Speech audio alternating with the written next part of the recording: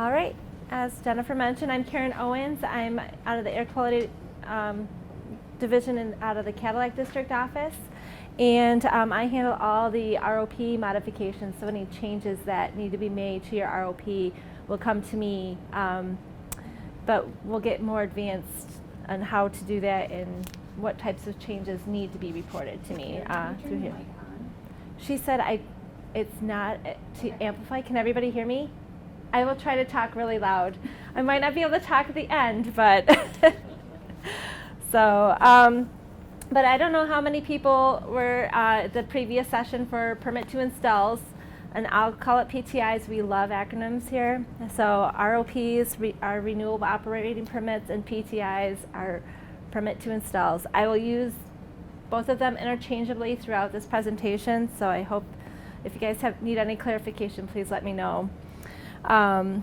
But so just to begin with, for your renewable operating permit, it's very similar to a PTI, except for renewable operating permits are just for major sources, and they are renewed, where permits to installs or PTIs are not renewed. The only time they get changed is if you modify that piece of process equipment that it's covering. So, and how we address the changes and potentially amend or change your ROP, how you do that, that's what we get to talk about today. So, just trying to figure out how to use. All right, so the agenda that we're going to cover is we're going to pretty much go over our Part 2 rules of 215, 216, and 217. So those are the changes to your ROPs that you can make. And these rules in our rules, in the state rules, will address how you change those.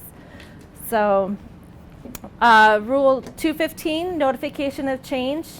Those are going to be the most important part of Rule 215 to remember is this rule gets reported to your district inspector. That does not come to me in the Cadillac District office. That goes to your district inspector.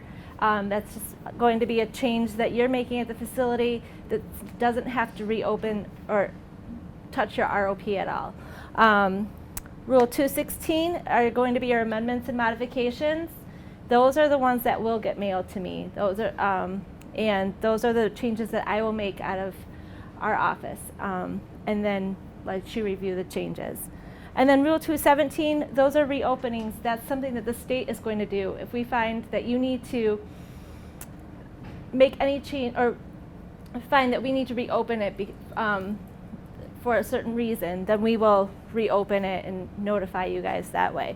So those are specific rules for the state to modify it. So you have this ROP that's gone through, that we've renewed or issued. It's gone through public comment, it's gone through federal review, and when you're operating at your source, you're looking at this permit and you're making sure that you can meet each one of these conditions that is in this ROP.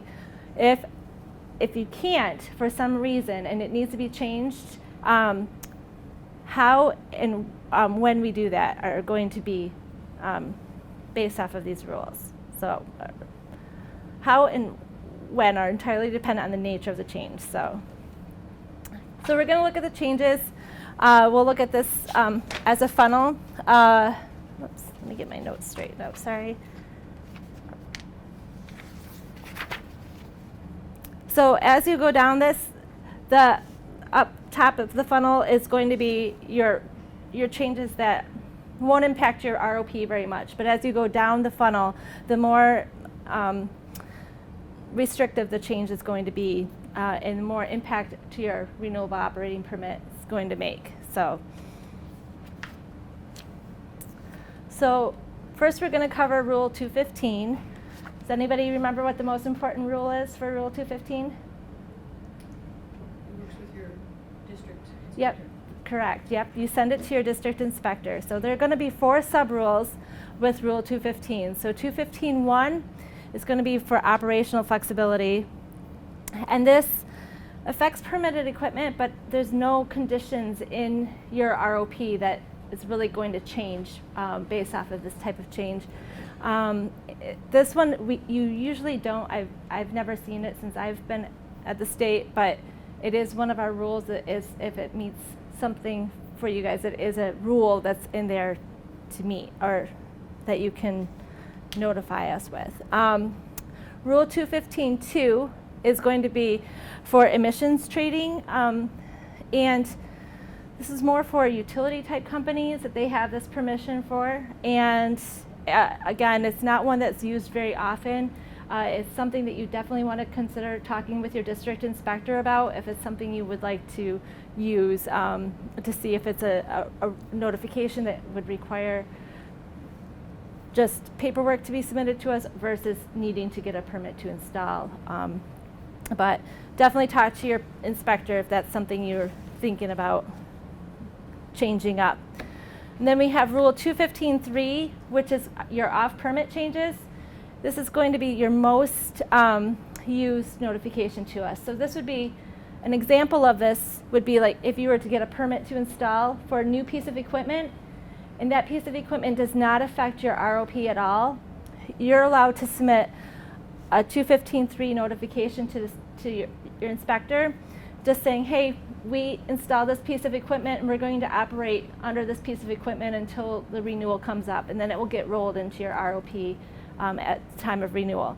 But it can't affect any conditions in your current ROP.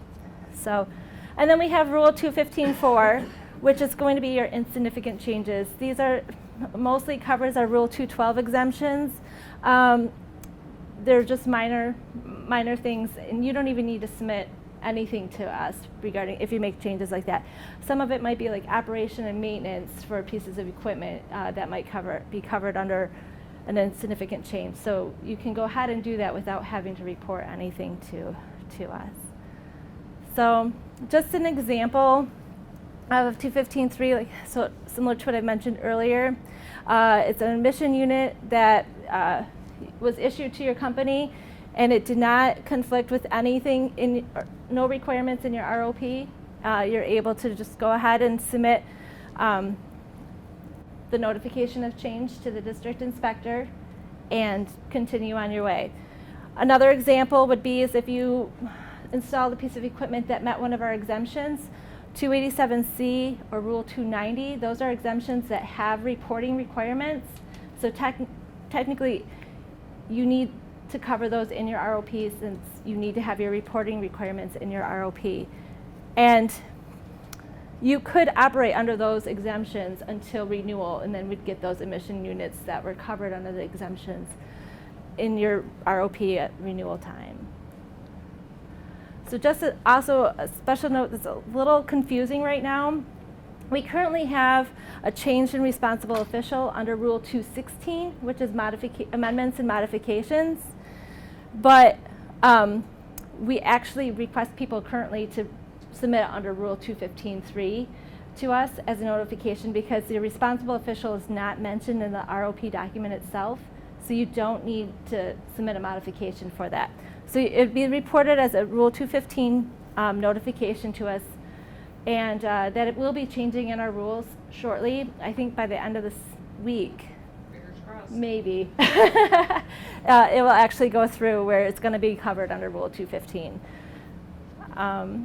So this is just an example of your your amendment or modification application, which the notification of changes are in here. You can see the shaded box here, and this is just a blown up version of what we'd see. If you want to see a quick example of the full one, it's on your Life After the Section 2 handout that we got in page 2-24.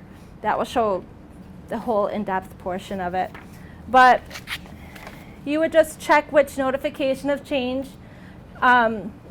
applies to your facility, and then down below, down here, I think it's number 10, you just put what you're notifying us about, and then just leave it at that, and you can still operate it under the rules there. Along with the M001 form that we just had up, I can go back. That's what we call this form. the M001 form has to be submitted with a C001 form, and this is your certification page. So this is going to be signed by your responsible official of the facility, and they're just signing off saying that they agree with the changes that are going to be made. So I've gone over Rule 215. So now I get to go over Rule 216. This is going to cover amendments and modifications. Got to get my notes caught up to where I'm at.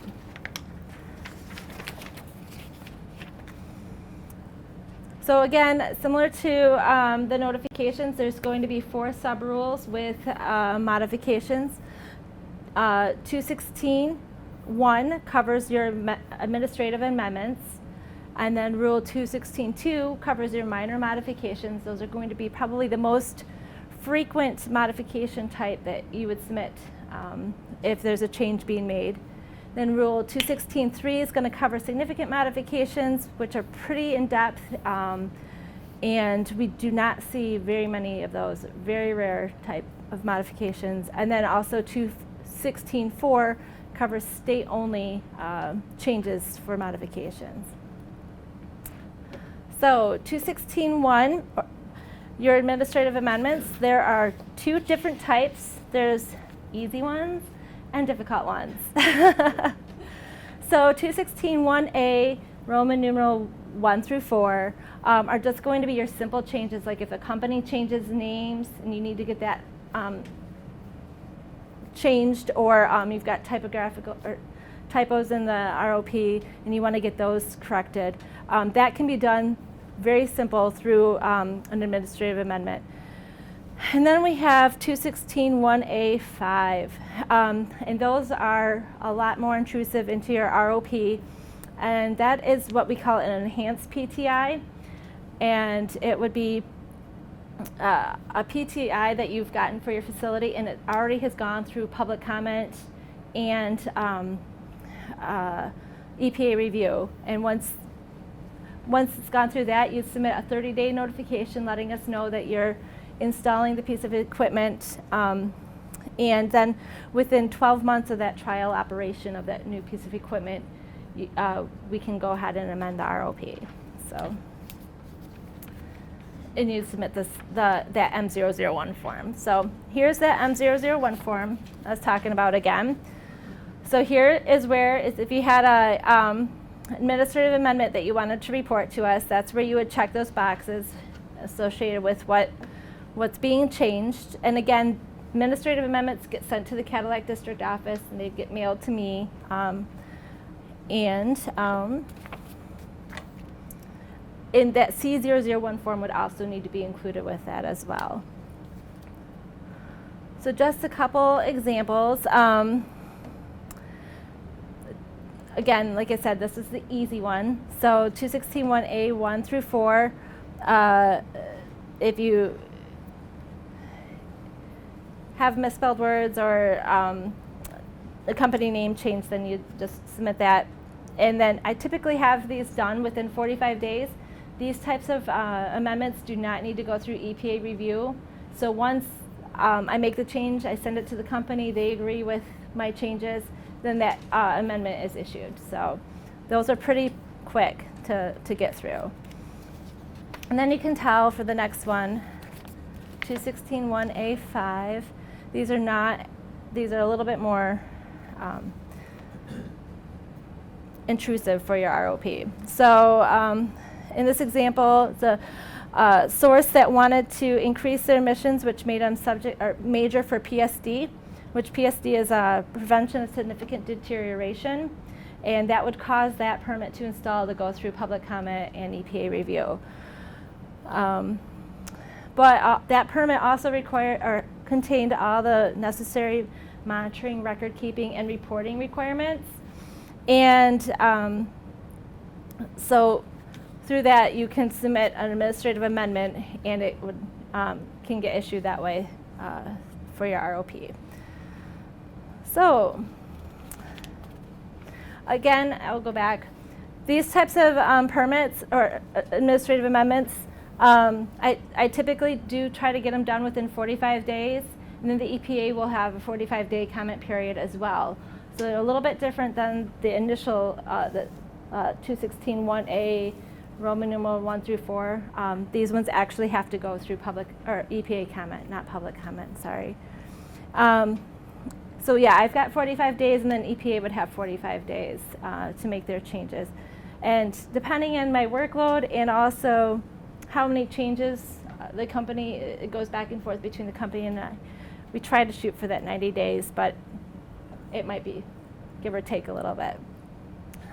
So far I've covered your notifications of change, which is Rule 215, right here. And then I've covered your administrative amendments, which is Rule 216.1A. And now I'm going to cover modifications, which, get my notes.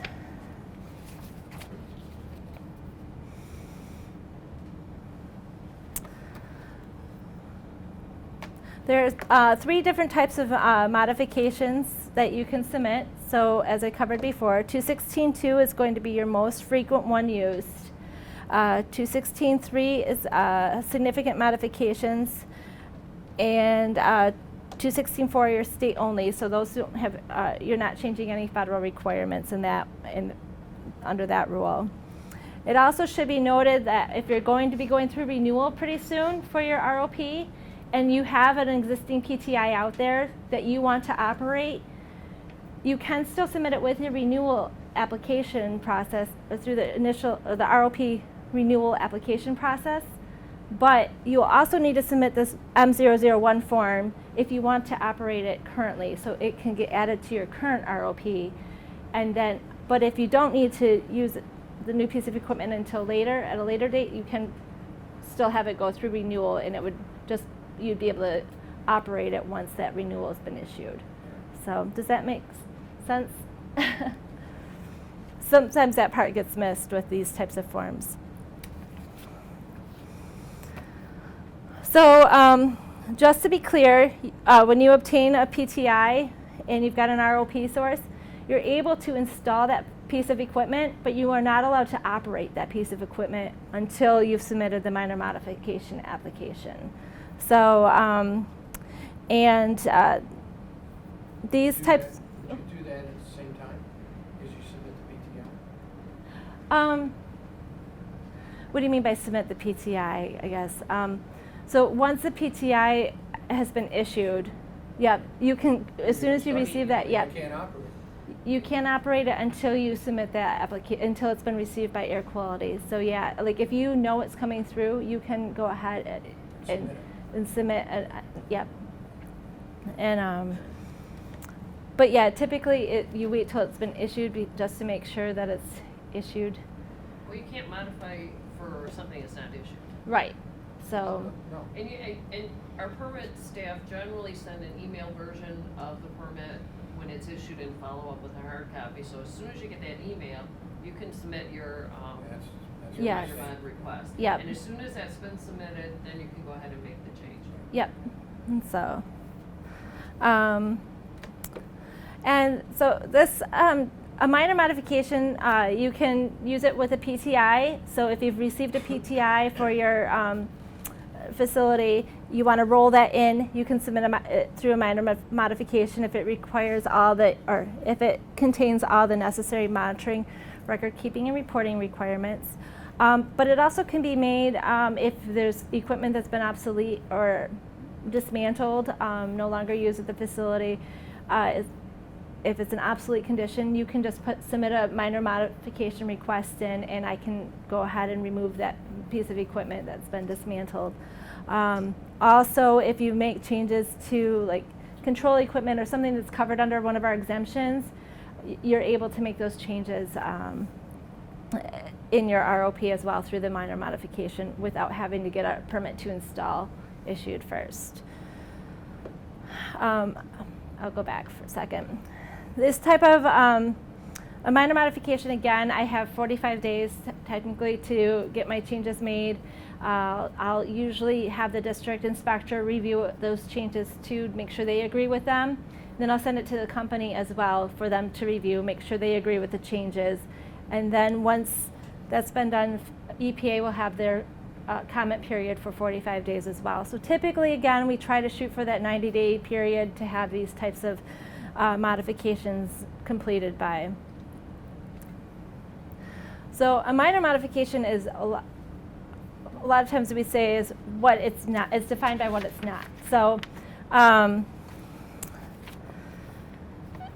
if that funnel that I showed you earlier, if none of those scenarios fit, or you're looking through this Life After ROP handout here, and you're like, it's just not fitting any of these scenarios, most likely it's going to be a minor modification. But feel free to contact me too if you're not 100% sure.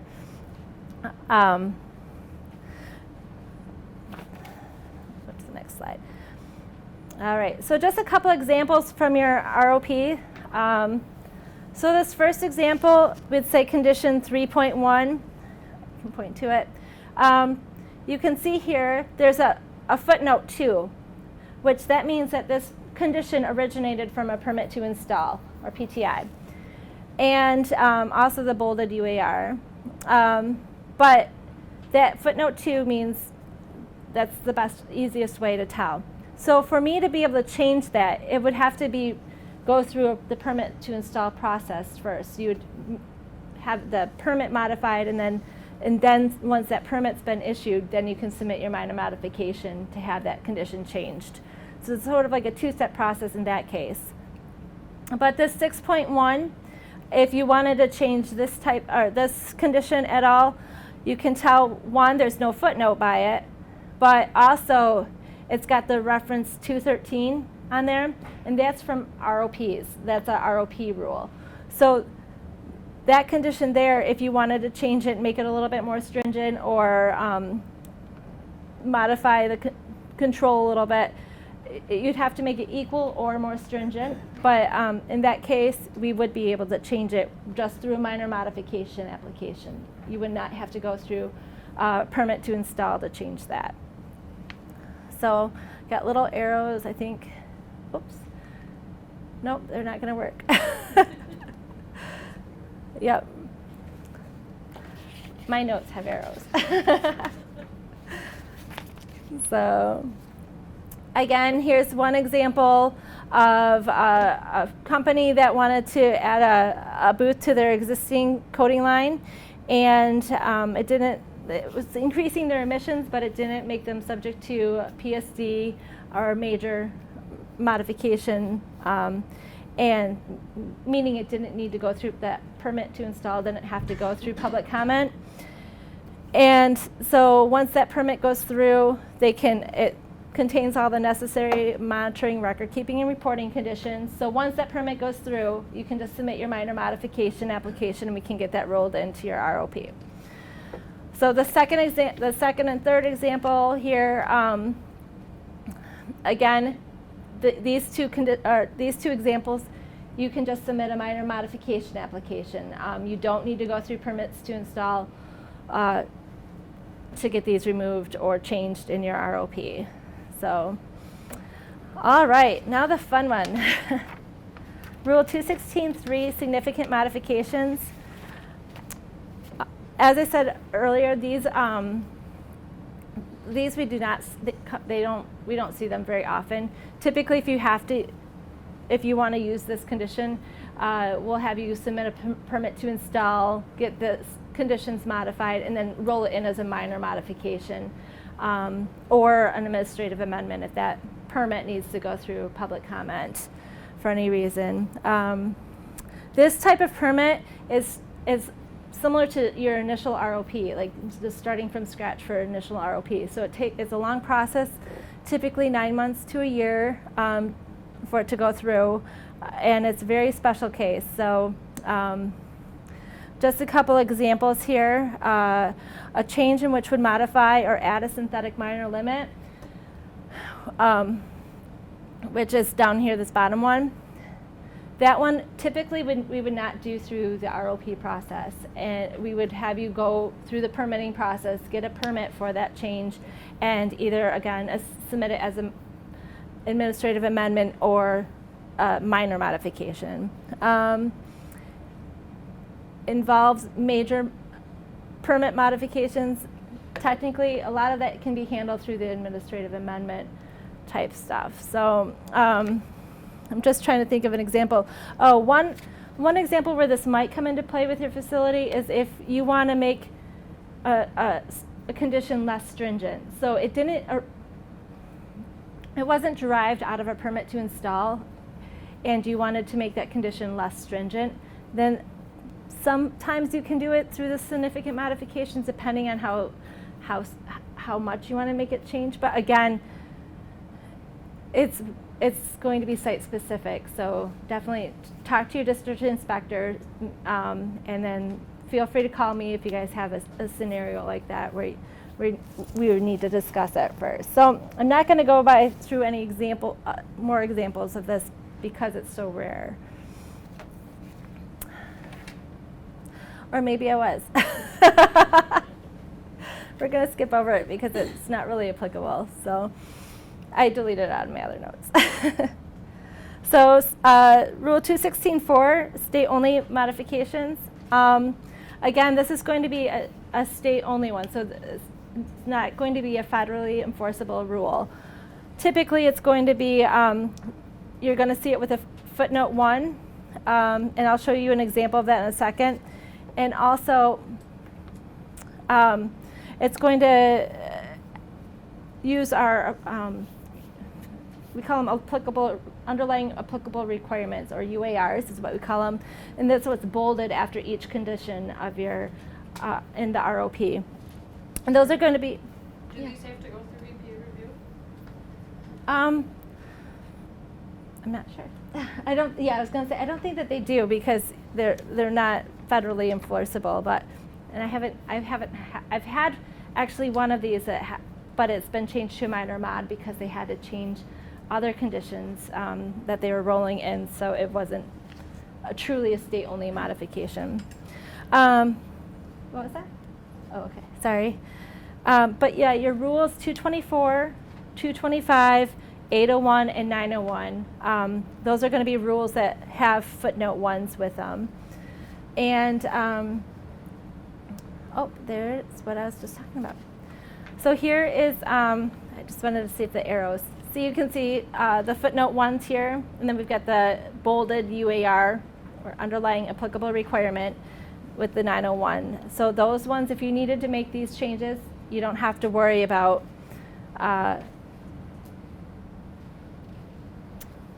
if you want to make those changes, you just submit it as a state-only 216.4 is what you'd want to check on that M001 form.